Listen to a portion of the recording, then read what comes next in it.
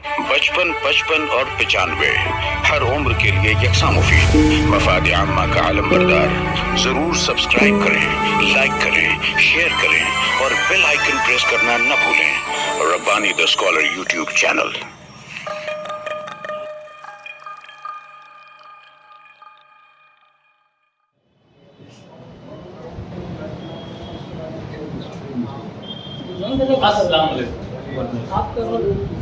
अल्हम्दुलिल्लाह नाज़रीन और हाज़रीन का यहाँ पर इत्तफ़ाक़ खैर मक़दम किया जाता है। और आगाज़ तेरे नाम से कार साज़े दो जहां, आगाज़ तेरे नाम से ऐ कार साज़े दो जहां, रहमत तेरी सबसे सिवा तू सबसे बढ़ के मेहरबान।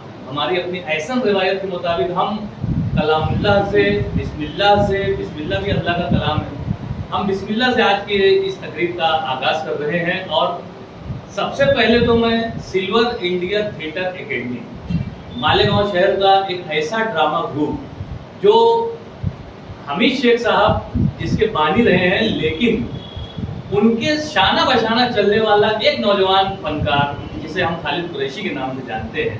ये खालिद कुरैशी उस वक्त भी अपने कांधों पर इस थिएटर एकेडमी को संभाले हुए था और मरहूम अब्दुल हमीद शेख साहब के इस दुनिया से रुखसत होने के बाद भी सिल्वर इंडिया थिएटर एकेडमी अगर जारी वो सारी है, अगर कामयाबी के वो मनाजिल को तय कर रही है, तो उसका पूरा सेहरा खालिद कुरैशी के सर जाता है। जोरदार तालियां होंगे।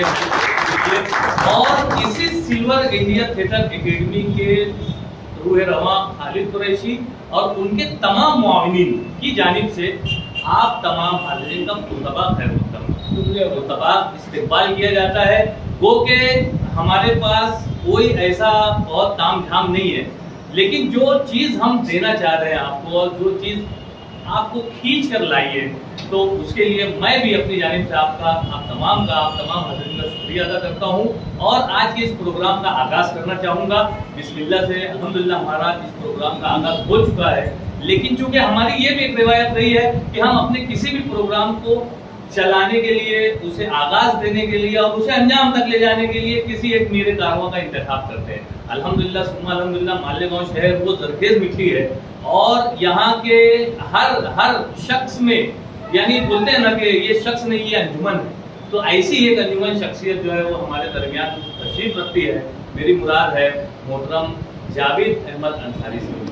जावेद अहमद अंसारी साहब का नामी इसमें ग्रामी मैं आज की इस तकरीब की सदारत के लिए पेश करता हूं। और आपकी तालियों ने तायद कर दी, अल्हम्दुलिल्लाह आपकी तालियों ने बता दी कि ये सही शख्सियत का इंतखाब हमने किया है। और आज की सदारत जो है जावेद अंसारी साहब फरमा रहे हैं, इस बात का मैं ऐलान करता हूँ। और सदर मजलिस से मैं इल्तिमास गुजार उनके बराए करम हमें प्रोग्राम की कार्रवाई को आगे बढ़ाने की इजाज़त दें। बहुत शुक्रिया मोहतरम जावेद अंसारी साहब की सदारत में सिल्वर इंडिया थिएटर एकेडमी का आज का ये प्रोग्राम आप लोगों की समातों के बसारतों के हवाले। शुक्रिया, खुदा हाफिज़।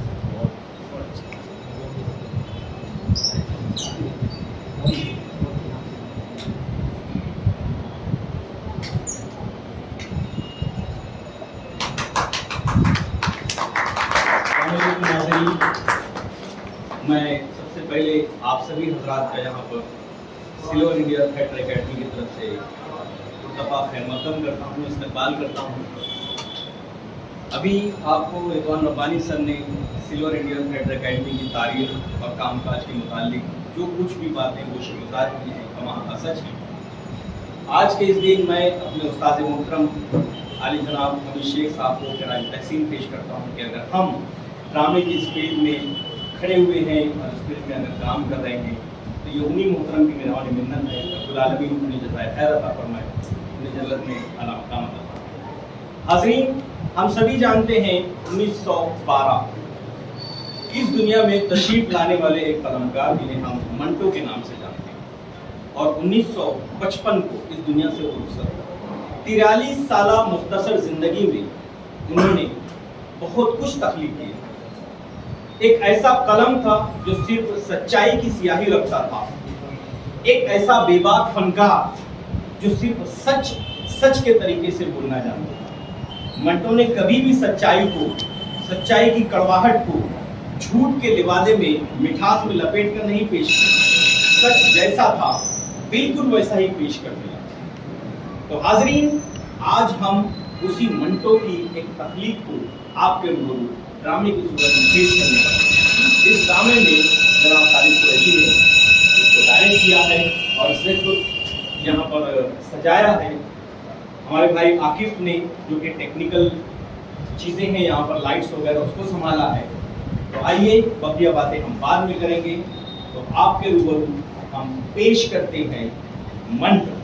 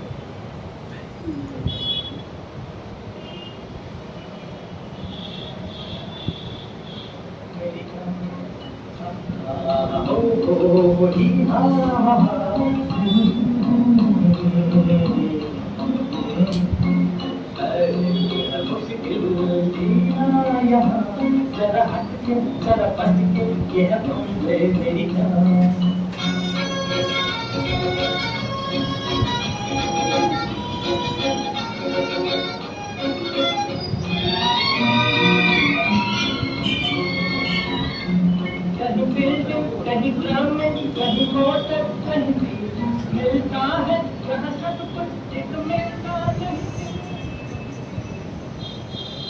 बस 2 मिनट दोस्तों आपसे बात करें।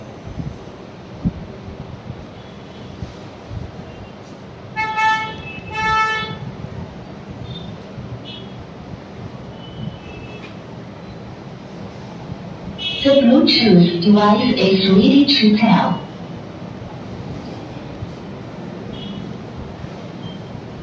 आदाब दोस्तों, मैं आपका दोस्त मंटो। बाज़ लोग मुझे मजदूर दोस्त कहकर बुलाते हैं और कुछ लोग मुझे इसलिए बदनाम करते हैं कि मैं वल्गर कहानियाँ लिखता हूँ और समाज में बुराइयाँ पैदा करता हूँ, मगर मुझको इसकी कोई परवाह नहीं। मैं जो समाज में देखता हूँ मैं अपनी कहानी में उसे पूरी ईमानदारी से बरतने की कोशिश करता हूँ। मेरी पिछली कहानी पर कुछ मुकदमे चल रहे हैं, मगर मैं उसकी परवाह किए बिना हुए आगे कहानियाँ लिखता रहता हूँ।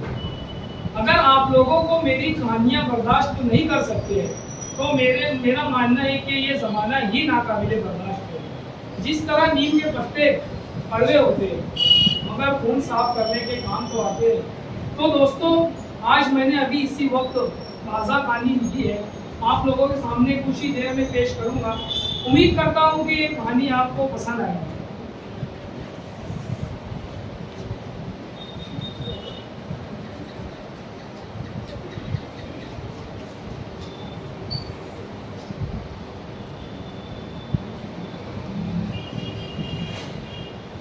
इस कहानी का उन्वान है खुशिया। खुशिया सोच रहा था, पनवारी से काले तंबाकू वाला पान लेकर उसके संगीन चबूतरे पर बैठा था, जो रात के वक्त टायरों और मोटरों के मुख्तलिफ पुर्जों से भरा होता है। रात को 8:30 बजे के करीब मोटर के पुर्जे और टायर बेचने वाले की ये दुकानें बंद हो जाती है। उसका संगीन चबूतरा खुशिया के लिए खाली हो जाता है। वो काले तंबाकू वाला पान आहिस्ता आहिस्ता चबा रहा था और सोच रहा था। पान की गाढ़ी तंबाकू मिली थी, उसके दांतों की रेखों से निकलकर उसके मुंह में इधर उधर फिसल रही थी। उसे ऐसा लगता था उसके ख्याल दांतों तले पिसकर उसमें घुल रहे हैं। शायद यही वजह है कि उसे फेंकना नहीं चाहता था। खुशिया पान की पीक मुंह में पिंपला रहा था और उस वाकया पर गौर कर रहा था जो उसके साथ अभी अभी पेश आया था, यानी आधा घंटा पहले। वो उसी संगीन चबूतरे पर हस्न मामूल बैठने से पहले खेतवाड़ी की पांचवी गली में गया था। मंगलूर से जो नई छोकरी कांता आई थी उसी गली के नुक्कड़ पर रहती थी। उषा से किसी ने कहा था कि वो अपना मकान तब्दील कर रही है। चुनांचे इस बात का पता लगाने के लिए वहां गया था। कांता की खोली का दरवाजा उसने खटखटाया। अंदर से आवाज आई, कौन है? उस पर उषा ने कहा, मैं उषा।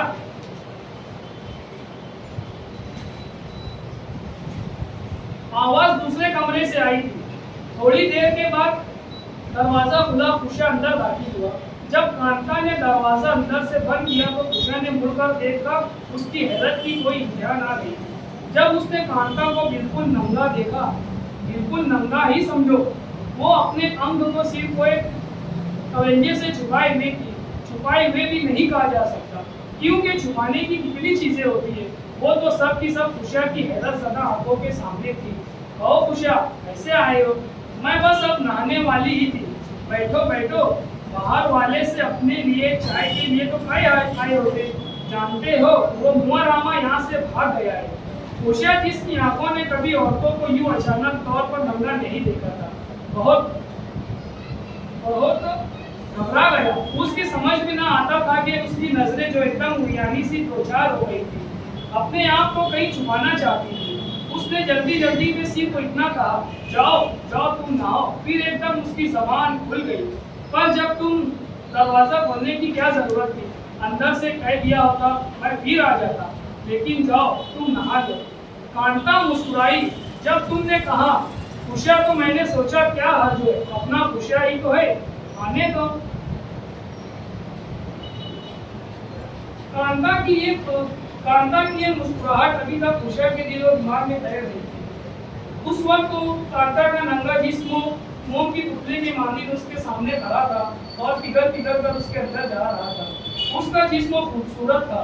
पहली मर्तबा उषा को मालूम हुआ कि जिस्म बेचने वाली औरतें भी ऐसा सिंदूर बना करती है। उसको इस बात पर हैरत हुई। सबसे ज्यादा ताज्जुब उसे इस बात पर हुआ था कि एकदम धड़म वो उसके सामने खड़ी हो गई और उसको लाश तक न आई, क्योंकि उसका जवाब कांता ने ये दिया था, जब तुमने कहा उषा तो मैंने सोचा क्या हर्ज है, अपना उषा ही तो है, आने दो। कांता और उषा एक ही पेशे में शरीक थे। वो उसका दलाल था, इस लिहाज से वो उसी का था। पर ये कोई वजह नहीं थी कि वो उसके सामने नंगी हो जाती। कोई खास बात थी जो कांता के अल्फाजों में उषा कोई और ही मतलब पूरे रहा था। ये मतलब इस कदर साफ और इस कदर मुबहम था कि उषा किसी खास नतीजे पर नहीं पहुंच सका। उस वक्त भी वो कांता के नंगे जिस्म को देख रहा था, जो ढोलकी पर मुड़े हुए चमड़े की तरह तना हुआ है। उसकी लड़कती हुई निगाहों से बिल्कुल बेपरवाह। कई बार हैरत के आलम में उसने उसके सलोने बदन पर टो लेने वाली निगाहें डाली थी, मगर उसका एक रोआ तक भी न घबरा पाया। बस सावले पत्थर की मूर्ति के मानिंद खड़ी रही, जो एहसास से आरी हो। भाई एक मर्द उसके सामने खड़ा था, मर्द जिसकी निगाहें कपड़ों में भी औरतों के जिस्म तक पहुंच जाती है, और पर जो महात्मा जाने ख्याल ही ख्याल में कहां कहां पहुंच जाता है। लेकिन वो जरा भी ना घबराई, और उसकी आंखें ऐसा समझो कि अभी लॉन्ड्री से धुल कर आई हो। उसको थोड़ी सी लाश तो आनी चाहिए थी, जरा उसकी सुर्खी तो उसके दीदों में पैदा होनी चाहिए थी। मान लिया असली थी, असलियां यूं नंगी तो नहीं खड़ी हो जाती। 10 बरस उसकी दलाली करते हुए हो गए थे, और इन 10 वर्षों में वो पेशा करने वाली लड़कियों के तमाम राजों से वाकिफ हो चुका था। मिसाल के तौर पर उसे ये मालूम था कि पाई धूनी के आखिरी सरे पर जो छोकरी एक नौजवान लड़के को अपना भाई बनाकर रहती है, उसके लिए अछूत कन्हैया का रिकॉर्ड है। कायक करता मूरख प्यार प्यार प्यार अपने टूटे हुए बाजे पर बजाया करती। उसे अशोक कुमार से बुरी तरह इश्क था। कई मनचले लौंडे अशोक कुमार से उसकी मुलाकात का झांसा देकर अपना उल्लू सीधा कर चुके थे। उसे ये भी मालूम था कि दादर में जो पंजाबन रहती है सिर्फ इसलिए पतलून पहनती है कि उसके यार ने उससे कहा था तेरी टांगें तो बिल्कुल उस अंग्रेज एक्ट्रेस की तरह है जिसने मराठू उर्फ पूर्ण तमन्ना में काम किया था। ये फिल्म उसने कई बार देखा, और जब उसके यार ने कहा कि मार्लिन ब्रिज इसलिए पतलून पहनती है कि उसकी टांगें बहुत खूबसूरत है और इन टांगों का उसने 2 लाख का बीमा करा रखा है, इसलिए पतलून पहनना शुरू कर दी, जो उसके चोपड़ों में बहुत बस कर आती थी। और उसे ये भी मालूम था कि मजगांव वाली डिक्शनरी चौकड़ी सिर्फ वो इसलिए कॉलेज के खूबसूरत लौंडों को फंसाती है कि उसे खूबसूरत बच्चे की माँ बनने का शौक है। उसको ये भी पता था वो अपनी खुशी कभी पूरी ना कर सकेगी, इसलिए कि वो बांझ है। उस काली मदरासन की बात जो हर वक्त उसके कानों में हीरे की मोटियां पहने रहती थी, उसको ये बात अच्छी तरह मालूम थी उसका रंग कभी सफेद नहीं होगा और वो इन दवाओं पर बेकार का रुपया बर्बाद कर रही है। आखिरी दिन थे, इनको तमाम छोकरियों के अंदर बाहर का हाल मालूम था जो उसके हल्के में शामिल थी, मगर उसको ये खबर ना थी कि एक रोज कांता कुमारी, जिसका असली नाम इतना मुश्किल था कि वो उम्र भर याद नहीं कर सकता, इसके सामने नंगी खड़ी हो जाएंगी और उसकी जिंदगी के सबसे बड़े ताज्जुब से दो चार कराएंगी। सोचते सोचते उसके मुंह में पान की पीक इस कदर जमा हो गई थी, अब वो मुश्किल से छालिया के नन्हे रेजों को चबा सकता था और उसके दांतों की रेखों से इधर उधर फिसल कर निकल जाते थे। उसके तन माथे पर पसीने की नन्ही नन्ही बूंदें नमूदार हो गई थी, जैसे मलमल ने पनीर आहिस्ता से दबा दिया था। इसके मर्दाना विकार को धक्का सा पहुंचा था। जब वो कांता के नंगे जिस्म को अपने तस्वुर में लाता, उसे महसूस होता था जैसे उसका अपमान हुआ है। एकदम उसने अपने दिल में कहा, भाई ये अपमान नहीं तो क्या है, यानी एक छोकरी नम धड़म तुम्हारे सामने खड़ी हो जाती है और कहती है कि मैं इसमें हर्ज ही क्या, तुम खुशा ही तो हो। खुशा ना हुआ साला पिल्ला हो गया जो उसके बिस्तर पर हर वक्त घूमता रहता है। और क्या, अब उसे यकीन होने लगा सचमुच उसकी हतक हुई है। वो मर्द था और उसको इस बात गैर महसूस तरीके पर तौके थी कि औरतें हवा शरीफ हो या बाजारी, उसको मर्द ही समझेगी और उसके अपने दरमियान वो पर्दा कायम रखेगी जो एक मुद्दत से चला आ रहा है। वो तो सिर्फ ये पता लगाने के लिए वहाँ कांता के वहाँ गया था वो कब मकान तब्दील कर रही है और कहाँ जा रही है। कांता के पास जाना उसका यक्सर बोनस से मुतालिक था। अगर उषा कांता की बाबत सोचता जब वो उसका दरवाजा खटखटाएगा तो वो अंदर क्या कर रही होगी, तो उसके तस्वुर में ज्यादा से ज्यादा इतनी बातें आ सकती थी।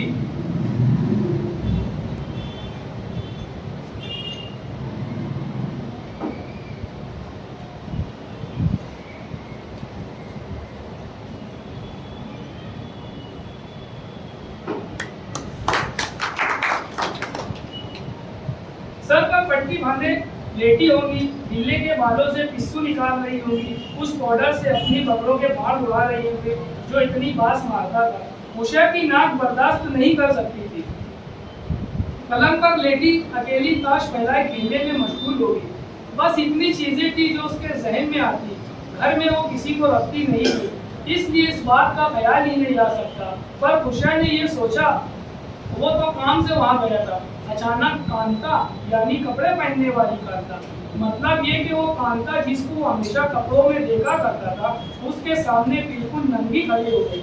बिल्कुल नंगी ही समझो, क्योंकि ये छोटा सा अवैध सब कुछ छुपा नहीं सकता। उषा को ये नजारा देखकर ऐसा महसूस हुआ था जैसे छिलका उसके हाथ में रह गया और केले का गुदा कुचल कर उसके सामने आ गया।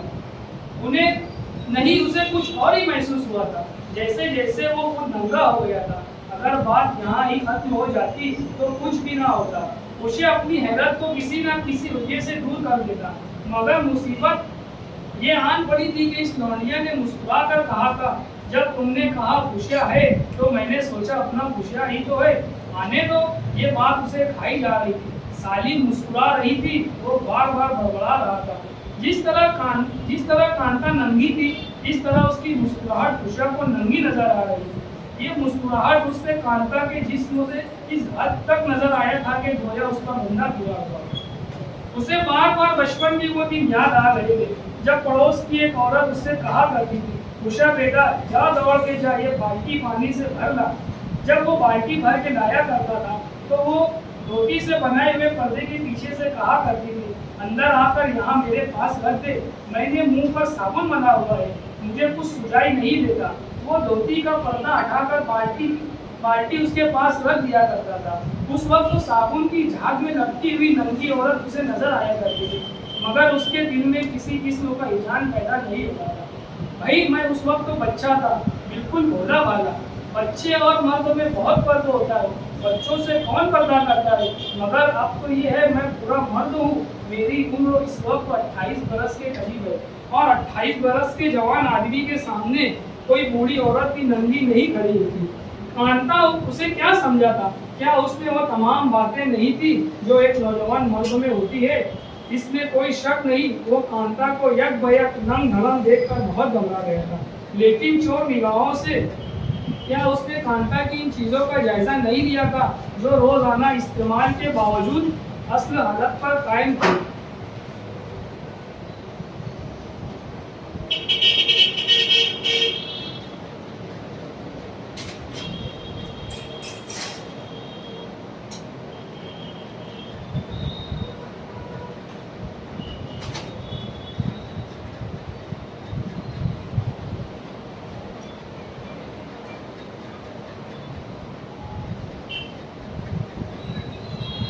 असल हालत पर कायम।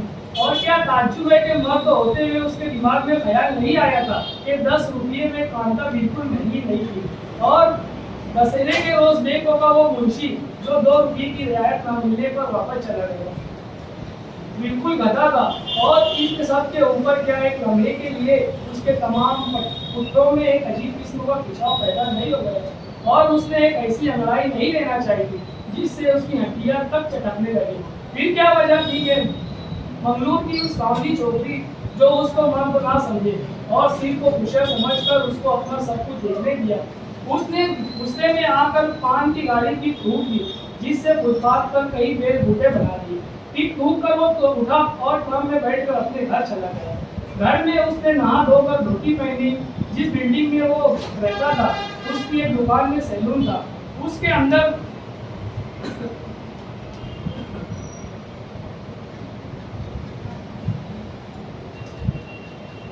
अंदर जाकर उसने आईने के सामने अपने बालों में कंघी की। फिर वो फौरन ही कुछ ख्याल आया तो कुर्सी पर बैठ गया और बड़ी संजीदगी से उसने दाढ़ी मुड़ने के लिए अज्जाम से कहा। आज चूंकि वो दूसरी मरतबा दाढ़ी मुड़वा रहा है इसलिए अज्जाम ने कहा, अरे भाई कुशा भूल गए क्या? सुबह मैंने ही तुम्हारी दाढ़ी मुड़ी थी। इस पर कुशा ने बड़ी मकानत से दाढ़ी पर उल्टा हाथ फेरते हुए कहा, घुंटी अच्छी तरह नहीं निकली है। अच्छी घुंटी निकलवा कर चेहरे पर पाउडर मरवा कर सैलून से बाहर निकला और सामने टैक्सी का अड्डा था। मुंबई के मखसूस अंदाज में उसने करके एक टैक्सी को अपनी तरफ मुतवज्जा किया और उंगली के इशारे से टैक्सी गाड़ी की देखा। जब वो टैक्सी में बैठ गया तो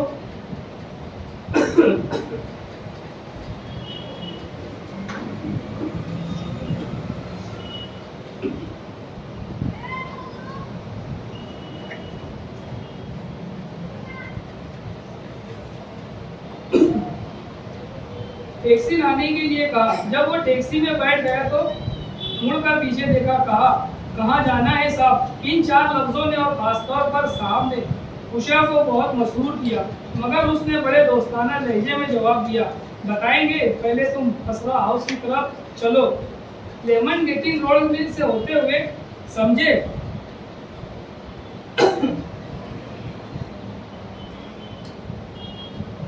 ड्राइवर ने मीटर की लाल झंडी का सर नीचे की तरफ दबा दिया। टन हुई और टैक्सी लेमन गेटिंग रोड का रुख किया। लेमन गेटिंग रोड का जब आखिरी सरा आ गया तो उषा ने हिदायत दी, बाएं तरफ मोड़ो। टैक्सी बाएं तरफ मुड़ गई। अभी देर भी ना बदला था कि उषा ने कहा, ये सामने वाले खंबे के पास रोक लेना। ऐन खंबे के पास टैक्सी खड़ी कर दी। उषा दरवाजा खोलकर बाहर निकला।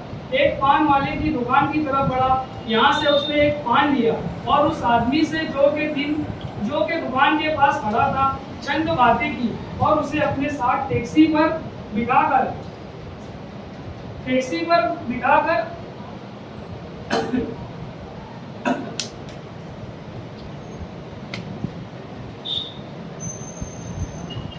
सीधे चलो। देर तक टैक्सी चलती रही। उषा ने जिधर इशारा किया ड्राइवर ने उधर हैंडल फेर दिया। मुख्तलिफ पूर्व बाजारों से होते हुए टैक्सी नीली रोशन नदी में जाती हुई जिसमें आमद और रफ्त कम थी। कुछ लोग सड़क पर बिस्तर जमाए लेटे थे। इनमें से कुछ लोग बड़े इत्मीनान से चंपई करा रहे थे। जब टैक्सी चंपई कराने वाले के आगे निकली और एक गार्ड नुमा बंगले के पास पहुंची तो उषा ने ड्राइवर को ठहरने के लिए कहा, बस अब यहाँ रुक जाओ। टैक्सी ठहर गई। उषा ने उस आदमी से कहा, वो पान वाले की दुकान से अपने साथ आया था। आहिस्ता से कहा, मैं यहाँ इंतजार करता हूँ। वो आदमी बेवकूफी की तरह उषा की तरफ देखता हुआ टैक्सी से बाहर निकला और सामने वाली चोटी मकान में दाखिल हो गया।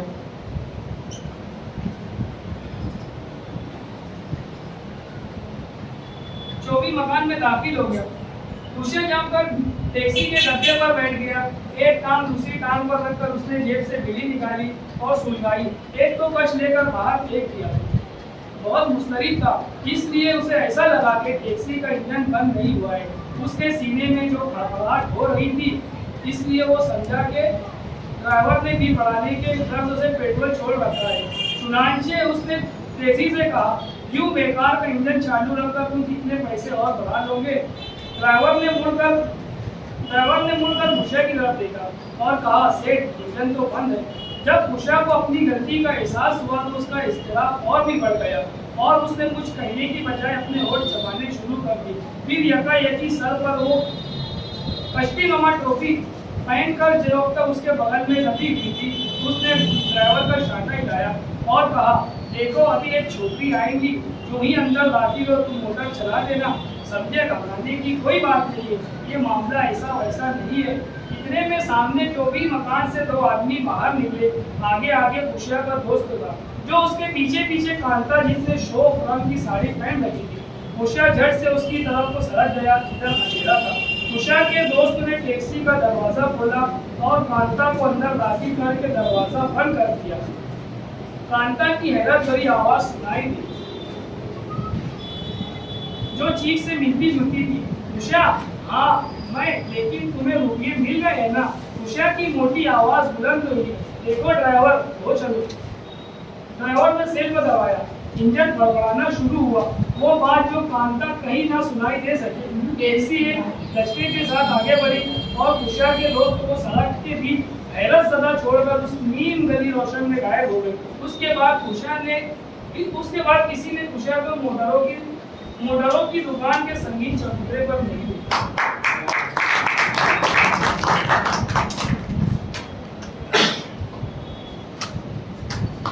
तो हाजिर है कि हम 95 हर उम्र के लिए यकसा मुफीद मफाद आम्मा का आलम बरदार। जरूर सब्सक्राइब करें, लाइक करें, शेयर करें और बेल आइकन प्रेस करना न भूलें। Rabbani the scholar YouTube channel.